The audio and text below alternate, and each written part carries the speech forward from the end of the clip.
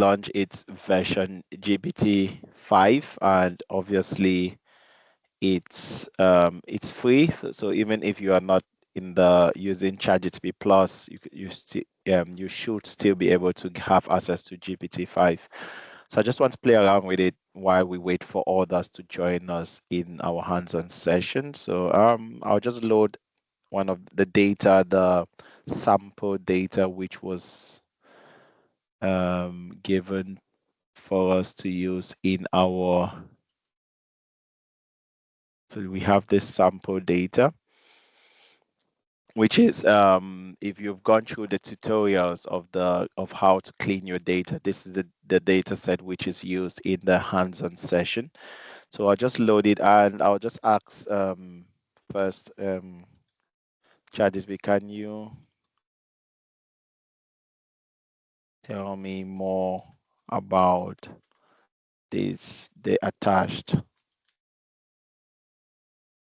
sorry, data set, and craft some key business questions. So it's loaded, actually it's loaded the data set into the environment. And if you have the data set with you, this is actually the data set which we have, and it's a sample data set, names of people, their ages, and they have something like the primary key, which you can see it's a little bit coded, their email addresses, phone numbers, income, if the person has debt, and when they registered, and maybe the score. So it's just a sample data set. So your data set it actually gives you a summary, which is, again, it's part of the first thing you do with your data set, trying to understand what your data is.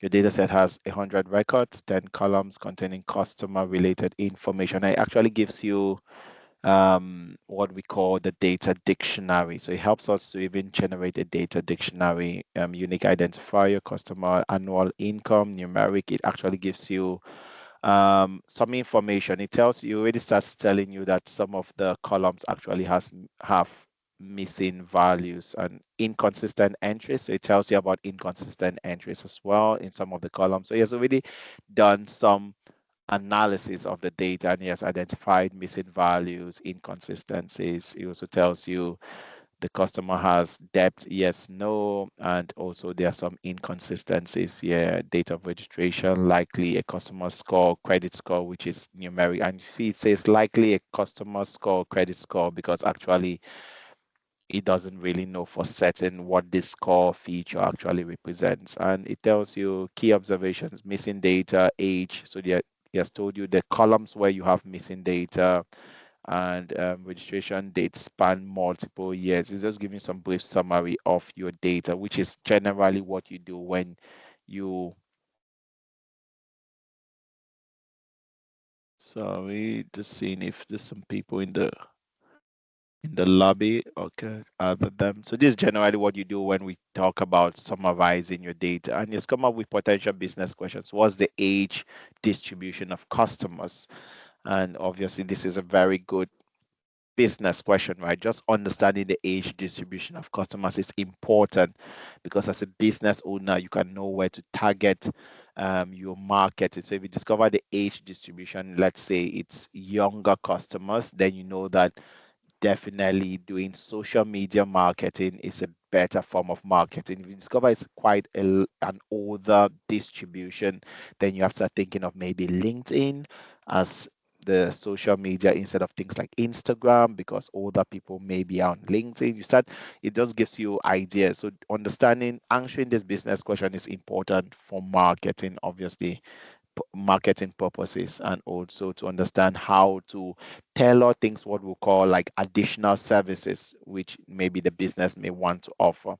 What is the gender breakdown? Does it correlate with income? This is a very good one as well. You want to know if there is a correlation between gender and income, if males are more susceptible to have more income, or females. And this also can be a regulatory business question, right? Because maybe you may be audited by regulation and they will want to know that your business has gender equality. So this is a potential business question as well. How does income vary by age group or gender? And this is quite related to the first one. So these two questions are related. And it goes down and gives additional business questions like debt risk. What percentage of customers have debt? Which is quite good, right? As a business, you want to know what is the percentage of customers that actually have debt, because obviously if your business if there are a lot of people that actually have debt in your business, then it's a red flag and you want to be able to reduce that percentage over time. And it actually gives you categories for its business question. It tells you the first business question will have multiple business questions, but this will all be about understanding our customer demographics. The second business question, or the second category of business questions, will be related to debt and risk, and it breaks down this business question. And again, if you are not someone who is related to, if you are not an owner of this business, it's difficult sometimes to come up with these business questions as an analyst. And that's why coming up with business question requires three key things. It requires an analytical mind.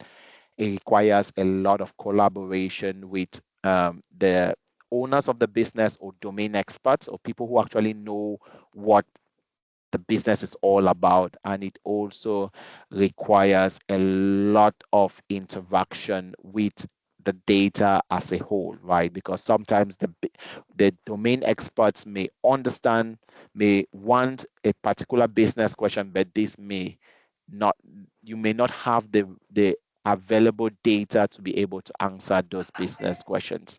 So again, these are all things. Obviously, ChatGPT has that knowledge, that domain expert knowledge. Why? Because he has been trained on data in different domains. So it's very intelligent, right? Because he has a lot of information, a lot of domain knowledge within it. And that's why even analysts in businesses still come to ChatGPT to be able to interact and understand and better understand, because better craft really good business questions, because obviously it has that domain knowledge. It has been trained on billions of data from different websites on the in different topics, and so it has a lot of knowledge, and it also has the knowledge of interpreting textual information in a logical manner. So it's extremely intelligent in terms of all the things, and he has break down all the categories. You see all the categories of business questions. Some of them will be eliminated by you as the analyst when you look at the question and maybe you cannot find any columns here to answer the question, or you believe that business question is very complex for you to answer. You can eliminate it, and you have some interesting ones, right? What is the relationship? And Carl, you asked me a question. This is where scattered plots come into play. What is the relationship between two numerical columns, income and score? So I just wanted to play around with this again.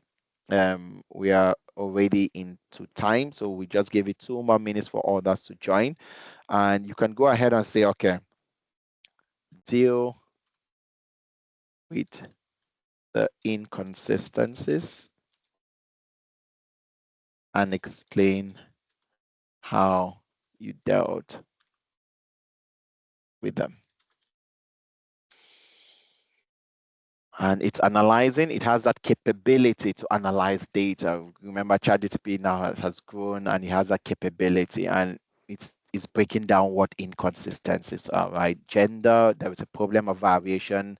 You're seeing different consistencies. There's F, there's female, there's male, capital M and extra spaces. There's a lot of inconsistencies, and he has actually given you a solution, converted all text to lowercase and stripped spaces, right? Because a male with a space and a male without a space can be considered by your program as different categories, whereas they represent the same category. So it's dealing with all of these inconsistencies to actually ensure that you have just two categories, male and female. So everything that falls under here should be converted to just male and female. So missing values remain where the original entry was empty or not categorized. And it does that. You can also tell ChatGPT, okay, produce new data without inconsistencies. And let's see if it does that. So it describes what it has done in terms of inconsistency. So it identified two features that actually have inconsistencies: gender and depth. And it has said it has dealt with the inconsistencies, and this is what it explains inconsistencies to mean, which is quite clear, right? That is definitely what inconsistencies mean. He has also given you more information on missing data, but he has not replaced it well. So no replacements yet. This can be imputed with numbers or marked as unknown. He has given you a suggestion, right? But he has not done anything yet. And yes, your clean data set is ready, all inconsistencies fixed and missing values handled. Let me see if I can download that data. It's downloading and I'll open that data now. And you see it's even renamed the data set as another name, and it has dealt with the inconsistencies, but it has actually given the step-by-steps of what inconsistencies are and how it dealt with the missing values. And you can go further and ask it, why do you want to replace the missing values with unknown and not remove the missing values? And maybe ChatGPT will give you its own rationale for doing what it's doing. Yeah, and if we look at it now, you see it has actually replaced missing values with unknown. And if you look at this, it has actually dealt with the missing values. So if I go to filter, if I go to gender, you see there are only three types of genders now: female, male, and unknown. But if you look before, we had things like gender where we had F, capital female, capital male and small male, and he has dealt with all of those inconsistent. And this actually tells you how powerful AI can do. So you see, we are doing coding. You will use Python. We'll use Excel to learn how to deal with inconsistencies and how to deal with missing values. But it's amazing to actually see that now, even with just ChatGPT, you can actually input a data set and these things are being done for you and obviously explained, and ChatGPT has been able to explain how it has done that for you. Obviously, in your companies or wherever you are working with, you should be aware that you cannot actually just input your data due to sensitivity and data privacy, personal data.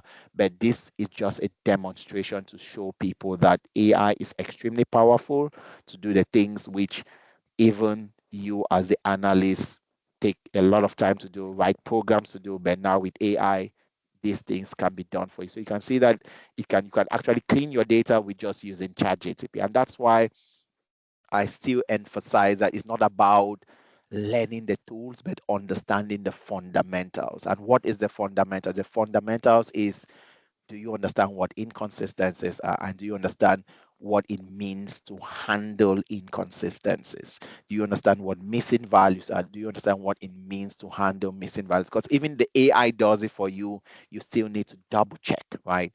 If you understand what inconsistencies are and you come here and you check, you actually understand that these inconsistencies have been handled. And obviously, you can open this data and open your other data and just do some few sanity checks to ensure that the data is still it's still the same data, right? But again, this is just a demonstration. So thank you so much. This was just an intro, but we will now, I'll stop. Sorry.